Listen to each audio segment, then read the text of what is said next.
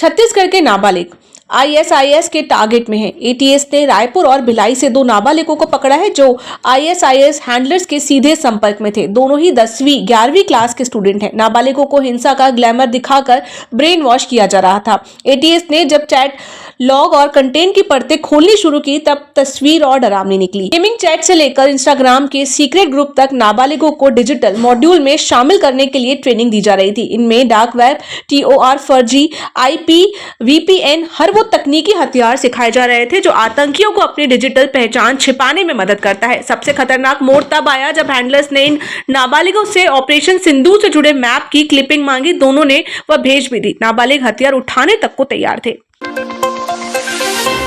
छत्तीसगढ़ लोक शिक्षण संचालनालय ने सरकारी स्कूलों के प्राचार्य और हेडमास्टरों की ड्यूटी आवारा कुत्तों की निगरानी में लगाई है। डीपीआई ने आदेश में सुप्रीम कोर्ट के आदेश का हवाला दिया है। वहीं आदेश को लेकर प्राचार्य और हेडमास्टर में नाराजगी है।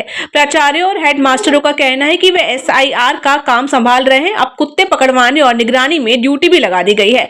नगर निगम, नगर पंचायत और जनपद पंचायतों के डॉग क्रैचर को जानकारी देने के लिए कहा गया है। इसमें मूल काम डिस्टर्ब होगा। वहीं कांग्रेस ने कहा कि बीजेपी सरकार में बस यही दिन देखना रह गया था जब स्कूल के प्राचार्य बच्चों को पढ़ाना छोड़कर कुत्तों की निगरानी करेंगे। रायपुर के साइंस कॉलेज मैदान के पास बनाई गई एनआईटी चौपाटी शिफ्ट हो गई है। 10 करोड़ की लागत से बनी 60-70 दुकानें जेसीबी से तोड़ दी गई हैं। वहीं विरोध प्रदर्शन कर रहे कांग्रेस के पूर्व विधायक विकास उपाध्याय और कांग्रेसियों को घसीटते हुए पुलिस उठाकर ले गई। विकास उपाध्याय व्यापारियों के साथ कल रात 11 बजे से धरने पर बैठे थे।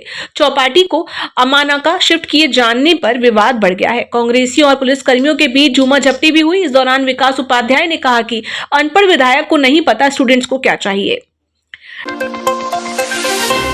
छत्तीसगढ़ में तलवार, चाकू, बंदूक, कार, बाइक पर रखकर बीच सड़क केक काटने, आतिशबाजी और स्टंट करने का ट्रेंड चल रहा है। हाईकोर्ट की सख्ती के बाद भी सिलसिला नहीं रुक रहा।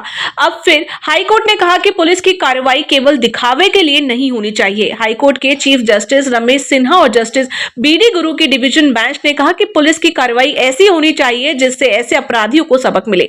कोर्ट ने सड़कों पर स्टंटबाजी के साथ ही बर्थडे सेलिब्रेशन पर राज्य सरकार से कहा कि नियमों और प्रावधानों का सख्ती से पालन करें।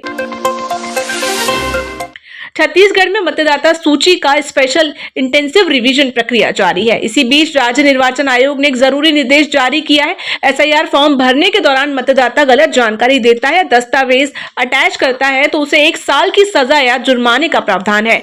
चुनाव आयोग ने एसआईआर को लेकर मतदाताओं को अलर्ट भी किया है कि फॉर्म भरने के दौरान बीएलओ किसी भी तरह की ओटीपी नहीं मांगते।